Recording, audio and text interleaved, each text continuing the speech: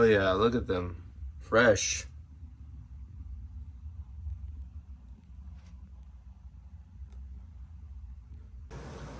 Hey, what's going on, guys? So I'm showing you how to install the Mcgaughy's traction bars on a 2018 F250. These are good for 2017 to 2020 F250s, is what I am told. Alright, so basically I'm going to start out with putting the U-bolt hangers on. I already took it apart on this truck. As you can tell, I already took all the old stuff off. So what you do is you start out by putting the U-bolt hangers on and just snugging them down. So let's start with that.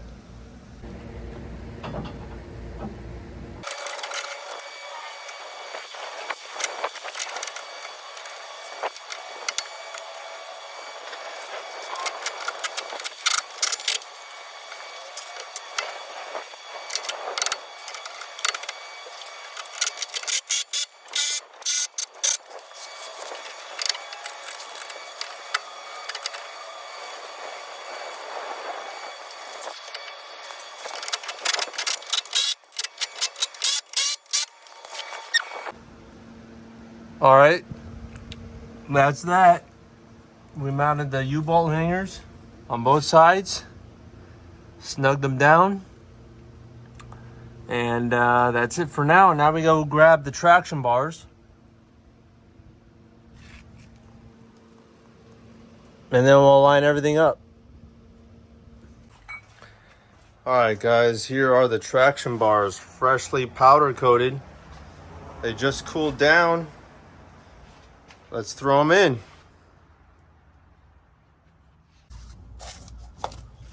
All right, so now I'm going to install these traction bars.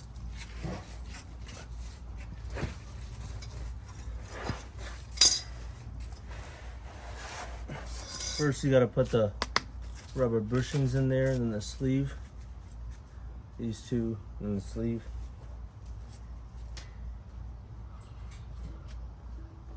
Just press right in there. And then you slide the sleeve right through the middle. Make sure you got a rag on the other end.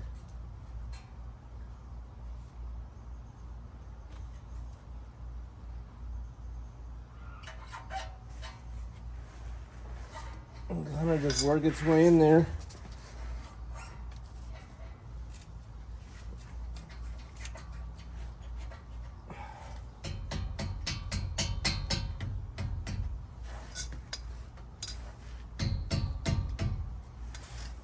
Would have been smart to bring a mallet, but I don't have one right now.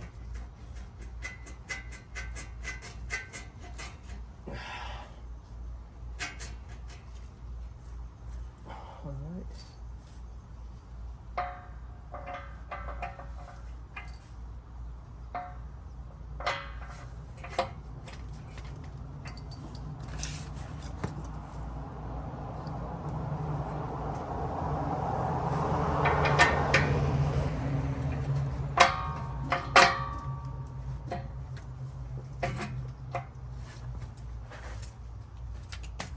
Alright, a washer and nut.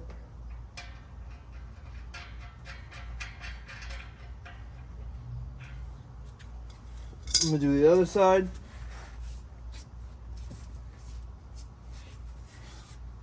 Bushings in the sleeve.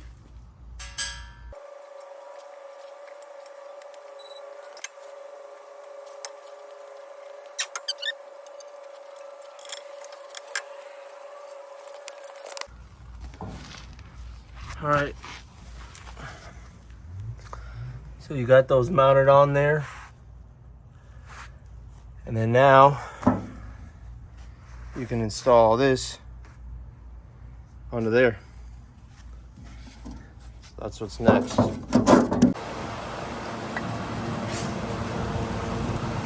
right, so I went ahead And I already installed this bumper and the bushings in here just to get a head start.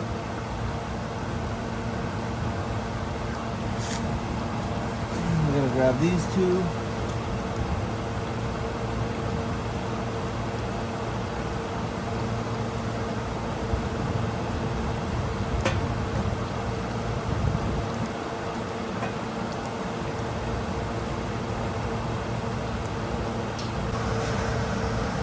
Now I got my bushing installed.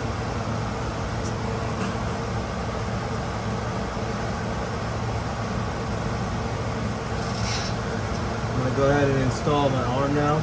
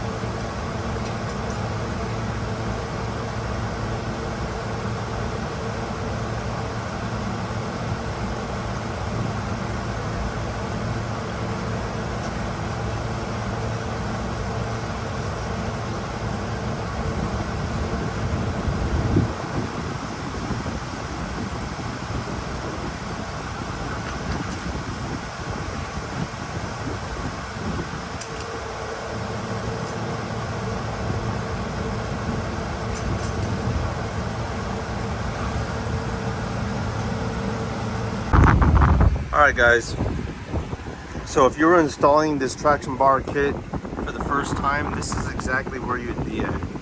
I actually already installed it and drilled the holes and everything like that before I had it powder coated, and I wanted to do that because I wanted to test fit it and make sure that, you know, I was able to drill the holes, mount it, correct any problems if I encountered them without scratching up the traction bars. But now I have powder coated them. They're actually still warm, fresh out of the oven. And yeah, so if you were doing this for the first time, you would install the U-bolt hanger, and then you would connect the traction bar to the hanger, and then you would connect basically a rotating assembly here with your bump stop. And if you did not have holes drilled, this is how you would set where your holes would go. Now this is all together.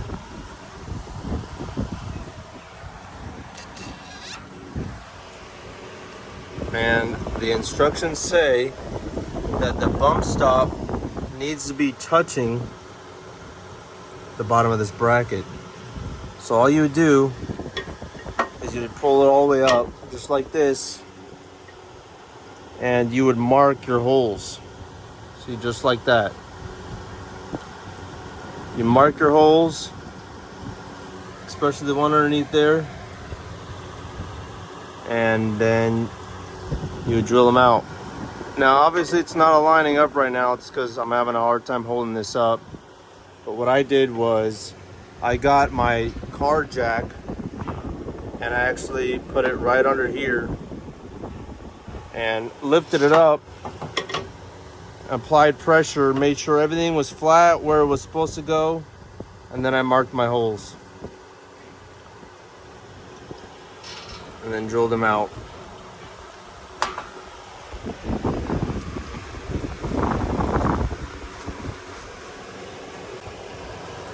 Alright, when I was drilling these holes out, what I did was I went from a 1/4 inch drill bit, went to 3/8.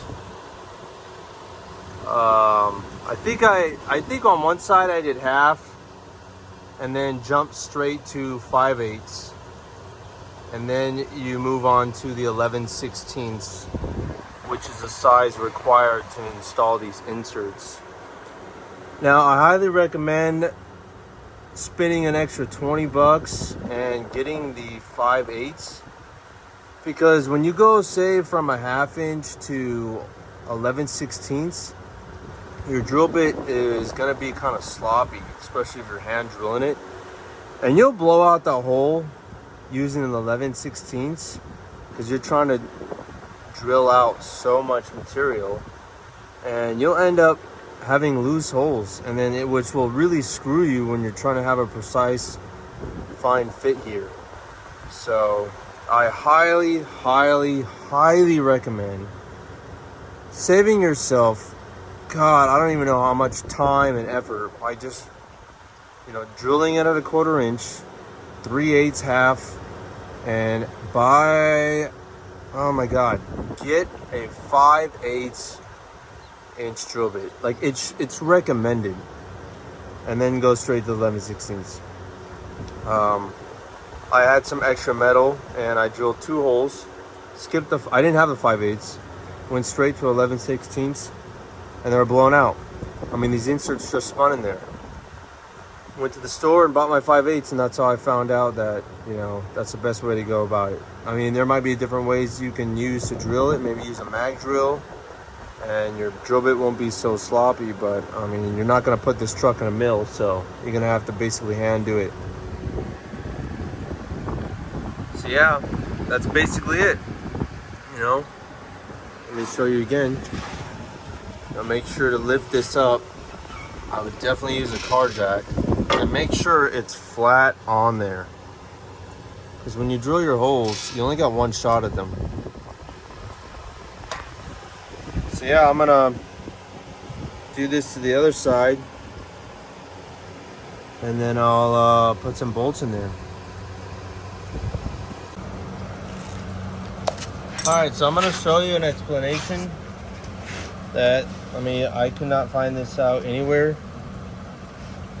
and the instructions are really vague. This is that frame nut, and this is the tool that they provide you with.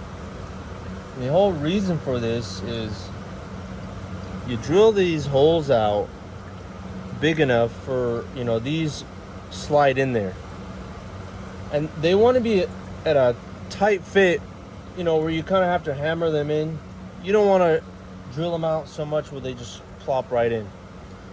But if that does happen, you could still save it, because when you put these in, either if you slide them in or you have to tap them in, this tool will actually flare this part out. So let's just say the frame is right here. The space behind it will get flared out and smashed against the frame, potentially locking it into place. I don't think it's the greatest idea, because you're basically having friction hold these on instead of an actual groove or something like that. Truthfully, these grooves are useless because you gotta slide it in anyways. So if this is the same diameter as this, it's not gonna do anything for you. So this is actually useless. All right, so you put your impact or your ratchet on this end, then you hold it on this end, and once this gets close enough to here and you're holding this, something's got to go, which is going to be this back part, since this looks like it's brass, and it's going to bevel it out and smash it against the frame. So when you got this on here and you're holding your wrench, you just want to hit your impact ever so slightly, like maybe turning this a half turn or a whole turn. That's it, and it's going to bevel this out and lock them into place. As you can tell, they're pretty sturdy now. Now, if you have a situation where you slide this in there and you're holding this and you go to tighten the bolt and that nut is spinning, go ahead and put the impact on here and kind of apply some pressure on that. You got the impact on here. Go ahead and pull down, which kind of puts pressure on this and it'll be able to stop it from spinning, because you just need it to stop spinning enough for you can get this tool to work and you can bevel out the back.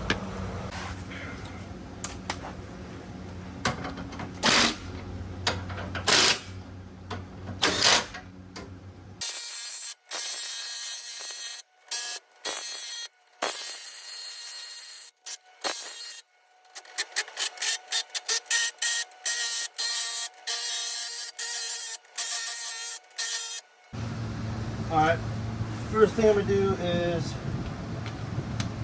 torque all these to 40 foot-pounds. Nah, I'm going to go to 50.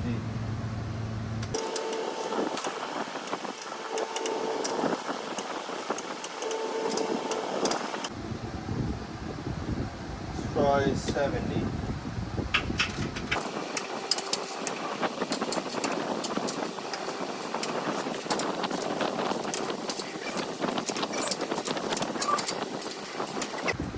Alright, now I'm going to go to 100.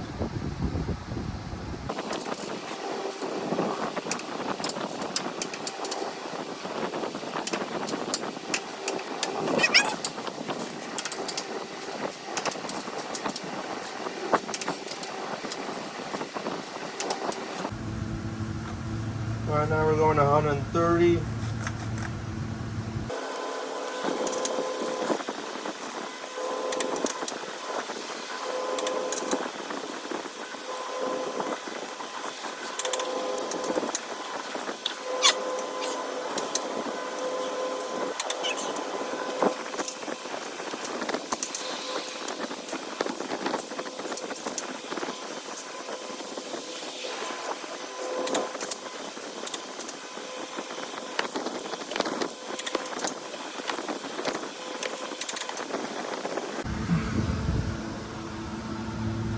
Now they're all installed.